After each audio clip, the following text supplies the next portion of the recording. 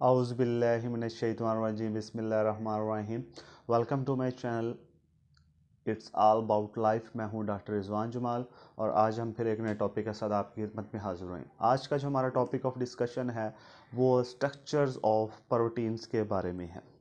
Protein जो है basically हमने तौर पे पढ़ लिया है कि वो अमाइनो एसिड से बनी होती हैं, लेकिन अमाइनो एसिड जो है वो हर प्रोटीन में डिफरेंट होते हैं, उनकी तरतीब डिफरेंट होती है, हर प्रोटीन की जो है वो शेप भी डिफरेंट होती है। तो इस लिहाज से अमाइनो एसिड शेप के लिहाज से हम प्रोटीन को क्या है डिफरेंट ग्रुप्स में डिवाइड करते हैं। तो प्रोटीन की जो लेवल ऑफ ऑर्गेनाइजेशन है वो 4 हैं, जिसमें आती है primary structure, secondary structure, tertiary and quaternary structure. तो आज का जो हमारा टॉपिक ऑफ डिस्कशन है वो है प्राइमरी स्ट्रक्चर ऑफ प्रोटीन के बारे में, कि प्राइमरी स्ट्रक्चर में हम क्या क्या चीज़ें डिस्कस करते हैं और प्राइमरी स्ट्रक्चर जब होती है प्रोटीन की तो उसकी शेप कैसी होती है। तो अगर हम टॉपिक स्टार्ट करें तो स्ट्रक्चर ऑफ प्रोटीन्स में जो स्ट्रक्चर ऑफ प्रोटीन है ये लॉन्ग क्वेश्चन के तौर पे आ सकता है, और जो लॉन्ग क्वेश्चन के तौर पे आएगा वो है प्राइमरी स्ट्रक्चर ऑफ प्रोटीन। ये पूरा जो है ये लॉन्ग क्वेश्चन के तौर पे आ सकता है। तो स्ट्रक्चर ऑफ प्रोटीन स्टार्ट करते हैं कि हर एक प्रोटीन की एक स्पेसिफिक प्रॉपर्टी होती है। हर प्रोटीन जो है वो स्पेसिफिक खसूसियत रखती है, स्पेसिफिक फंक्शन रखती है, और हर प्रोटीन की ये जो खसूसियत है जो वो रखती है, जो वो फंक्शन परफॉर्म करती है, वो किसी चीज़ पे डिपेंड करता है, और वो डिपेंड करता है नंबर ऑफ अमाइनो एसिड पे और सीक्वेंस ऑफ अमाइनो एसिड पे। नंबर से मुराद ये है कितने अमाइनो एसिड होते हैं एक प्रोटीन के अंदर, कितने अमाइनो एसिड से प्रोटीन बनी हुई है। सीक्वेंस ऑफ अमाइनो एसिड से मुराद होता है उसकी तरतीब क्या है अमाइनो एसिड की। अमाइनो एसिड एक ख़ास तरतीब से जुड़े हुए होते हैं, ठीक है। अगर वो तरतीब चेंज हो जाएगी तो वो प्रोटीन ठीक नहीं रहेगी, इसलिए number of amino acid and sequence of amino acid का होना किसी खास प्रोटीन के लिए वो ज़रूरी होता है। अब जब ये अमाइनो एसिड आपस में जुड़ जाते हैं तो एक स्पेसिफिक सीक्वेंस और स्पेसिफिक तरतीब के साथ जब जुड़ते हैं तो एक डेफिनेट शेप से इख्तियार कर लेते हैं। इसका मतलब ये हुआ कि हर प्रोटीन की एक डेफिनेट शेप भी होती है, वो डिपेंड करती है कि अमाइनो एसिड किस तरीके से आपस में जुड़े हैं और उन्होंने फाइनल कौन सी शक्ल इख्तियार कर ली है जो कि प्रोटीन की स्ट्रक्चर है। तो अब हम डिस्कस करते हैं प्राइमरी स्ट्रक्चर ऑफ प्रोटीन की। तो मैंने आपको पहले बता दिया है कि ये बहुत ही अहम लॉन्ग है, ये अक्सर आ जाता है, नोट लिखें प्राइमरी स्ट्रक्चर ऑफ प्रोटीन पे। तो प्रोटीन की जो प्राइमरी स्ट्रक्चर्स है इसमें दो चीज़ें डिस्कस की जाती हैं। नंबर 1 पे नंबर ऑफ अमाइनो एसिड्स, एक प्रोटीन में कितने अमाइनो एसिड हैं, एक प्रोटीन कितने अमाइनो एसिड से मिलकर बनी हुई है। दूसरे नंबर पर जो डिस्कस किया जाता है इसके अंदर वो है sequence of amino acid, amino acid की ख़ास तरतीब क्या है, वो भी डिस्कस करेंगे हम इसी के अंदर।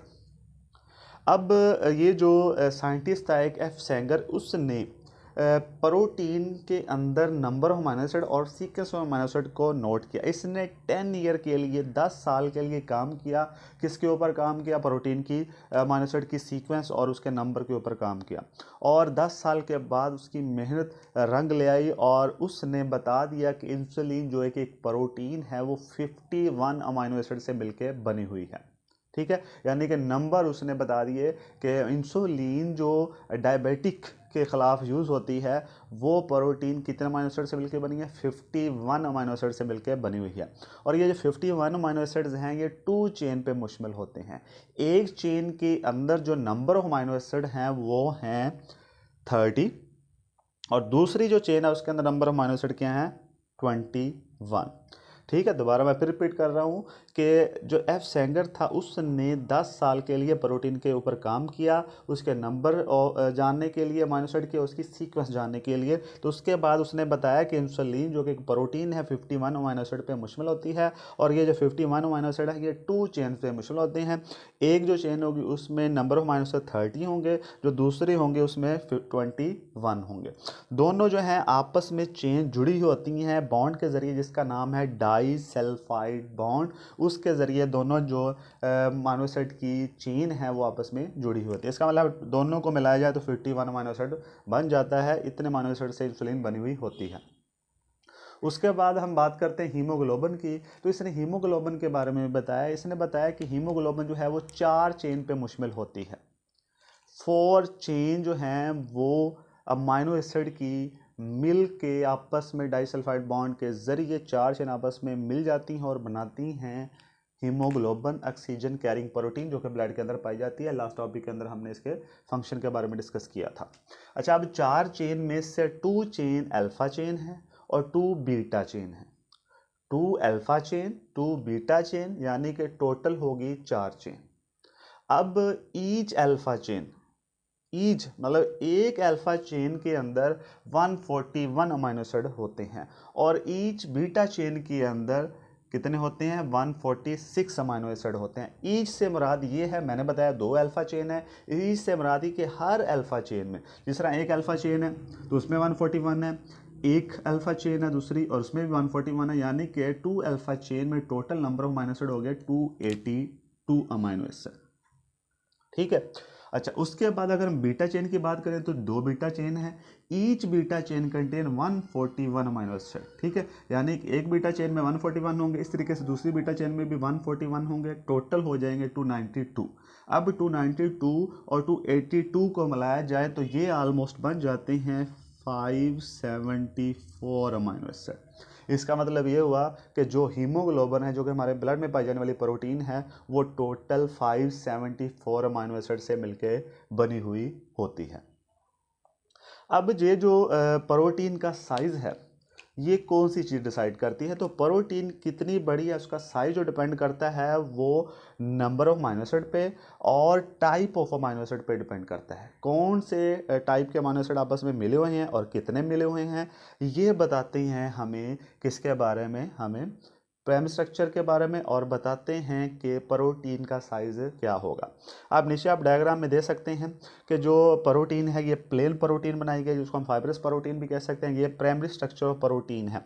इसमें अगर आप दे सकते हैं 1 2 3 4 5 6, मैंने 6 अमीनो एसिड बनाए हैं जो आपस में जुड़े हुए हैं।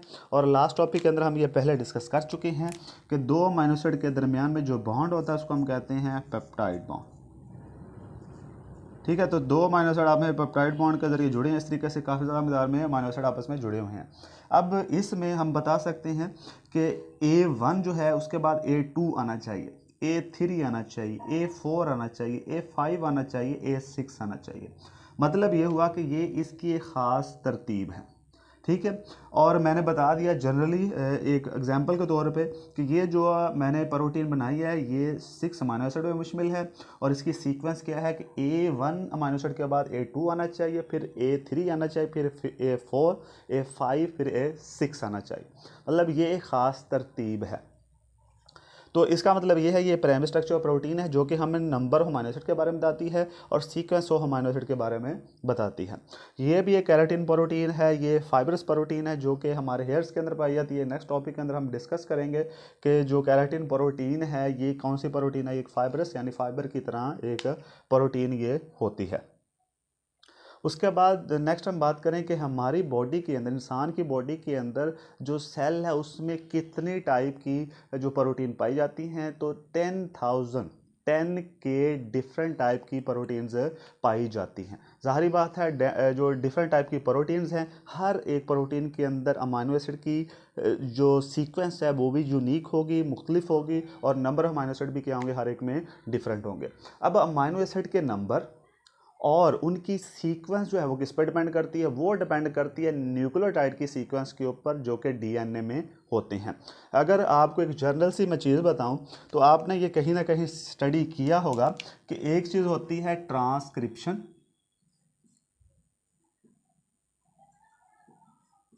ठीक है, ये इसी चैप्टर में आगे जाकर भी हम मैसेंजर आरएनए में डिस्कस करेंगे, और एक होती है ट्रांसलेशन। ठीक है, ये दो टर्म्स आपने पढ़ी होंगी।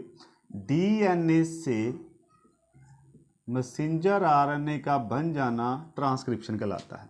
ठीक है, उसके बाद है मैसेंजर आरएनए से प्रोटीन का बन जाना, ये कहलाता है ट्रांसलेशन। तो अब डीएनए से मैसेंजर आरएनए बना, इसका मतलब डीएनए किस पे मुश्किल है? न्यूक्लियोटाइड पे मुश्किल है, और न्यूक्लियोटाइड ही कॉपी हुए हैं मैसेंजर आरएनए, यानी कि मैसेंजर आरएनए डीएनए की कॉपी है। और फिर डीएनए की यानी मैसेंजर आरएनए कॉपी से बनी है प्रोटीन। इसका मतलब ये हुआ कि जैसे न्यूक्लियोटाइड की सीक्वेंस होगी वैसे ही अमाइनो एसिड की सीक्वेंस भी होगी। इसका मतलब ये हुआ कि अमाइनो एसिड की जो सीक्वेंस है वो किस पे डिपेंड कर रही है, वो डीएनए के अंदर पाई जाने वाले न्यूक्लियोटाइड की सीक्वेंस पे डिपेंड कर रही है। अगर न्यूक्लियोटाइड सही तरीके से लगे होंगे, तरतीब से लगे होंगे और उनके प्रॉपर नंबर होंगे तो उससे बनने वाला मैसेंजर आरएनए भी ठीक होगा और उससे बनने वाली प्रोटीन जो कि जितने अमाइनो एसिड में मिसल होगी वो भी ठीक होगी। लेकिन अगर किसी ना किसी वजह से म्यूटेशन आ जाती है, डीएनए के अंदर म्यूटेशन आ जाती है, चेंज जेनेटिक मटेरियल आ जाता है, तो इसका मतलब ये हुआ नंबर या फिर हम कह सकते हैं सीक्वेंस ऑफ न्यूक्लियोटाइड डीएनए के अंदर चेंज हो चुका है। जैसे ही नंबर और सीक्वेंस न्यूक्लियोटाइड चेंज होगा वैसे ही मैसेंजर आरएनए भी क्या हो जाएगा, अब नॉर्मल टाइप का बनेगा और उससे बनने वाली प्रोटीन भी क्या होगी, अब नॉर्मल टाइप की बनेगी, जिसमें हो सकता है number of amino acid different हो सकते हैं या सीक्वेंस ऑफ अमाइनो एसिड भी डिफरेंट हो सकते हैं। ठीक है, तो इसलिए प्रॉपर फंक्शनिंग के लिए किसी भी प्रोटीन के लिए नंबर और सीक्वेंस ऑफ अमाइनो एसिड का नॉर्मल होना बहुत ज़्यादा ज़रूरी होता है और अगर ये नॉर्मल हो जाएगी तो उससे बनने वाली प्रोटीन भी क्या होगी, अब नॉर्मल हो जाएगी। इसकी एक बहुत ही अहम एग्जाम्पल जो है वो सिकल सेल अनीमिया है। सिकल सेल अनीमिया क्या है? सिकल सेल अनीमिया से मुराद ये होता है सिकल शेप के आरबीसीज का हो जाना और उस वजह से खून की कमी हो जाना सिकल सेल अनीमिया कहलाता है।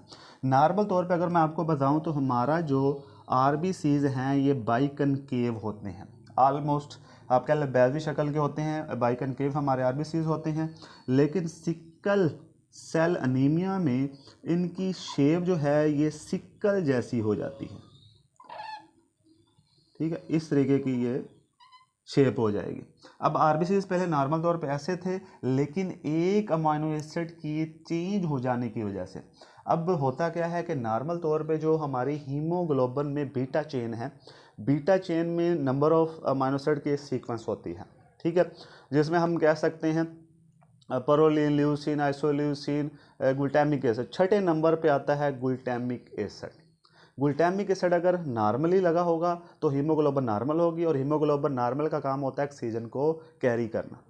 लेकिन म्यूटेशन की वजह से क्या होता है, change in genetic material, DNA के अंदर न्यूक्लियोटाइड में चेंजेस आएगी उसकी सीक्वेंस में, उसकी वजह से जो अमाइनो एसिड है उसकी सीक्वेंस में भी क्या आ जाएगी, तब्दीली आ जाएगी। नॉर्मल तौर पे ग्लूटामिक एसिड लगा है बीटा चेन में 6 पोजीशन पे, लेकिन अब डीएनए चेंज होने की वजह से ग्लूटामिक एसिड की जगह आके लग जाता है वेलिन। ठीक है, ग्लूटामिक एसिड की जगह जब वेलिन लगेगा तो जो नॉर्मल हीमोग्लोबिन नहीं रहेगी और इस वजह से जो हीमोग्लोबिन जो आरबीसीज की शेप जो कि कह लें कि गोल थी, सर्कुलर थी, स्फेरिकल थी, वो अब सिकल शेप की हो जाएगी। और जब ये सिकल शेप हो जाएगी तो इस वजह से डिजीज़ होगी जिसको कहते हैं सिकल सेल एनीमिया। और सिकल सेल एनीमिया में नॉर्मल तौर पे हीमोग्लोबिन जो बाइंडिंग प्रोटीन है ऑक्सीजन के साथ वो बाइंड नहीं कर पाएगी, इस वजह से ऑक्सीजन कैरिंग कैपेसिटी क्या हो जाएगी, कम हो जाएगी या बिल्कुल ही थोड़ी हो जाएगी, जिसकी वजह से सांस लेने में दुश्वारी होगी। जितनी बॉडी के हर सेल को ऑक्सीजन चाहिए होगी उसको प्रॉपर नहीं मिल पाएगी और इस वजह से अगर सीरियस कंडीशन हो जाए तो डेथ भी हो सकती है। तो ये था सिकल सेल एनीमिया के बारे में और प्राइमरी स्ट्रक्चर ऑफ प्रोटीन के बारे में। ये लॉन्ग क्वेश्चन के तौर पे बोर्ड में आ सकता है, बहुत ही अहम है। सिकल सेल एनीमिया क्या है इसके बारे में भी शॉर्ट क्वेश्चन में आ सकता है।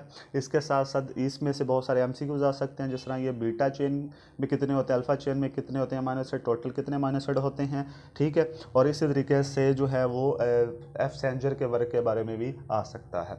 तो मैं उम्मीद करता हूँ आज का topic of discussion primary structure of protein आपको समझ आ गया होगा। इंशाल्लाह नेक्स्ट वीडियो में फिर एक नए टॉपिक के साथ आपकी खिदमत में हाजिर होंगे। तो नेक्स्ट वीडियो तक के लिए मुझे इजाज़त दीजिए। अल्लाह हाफिज़।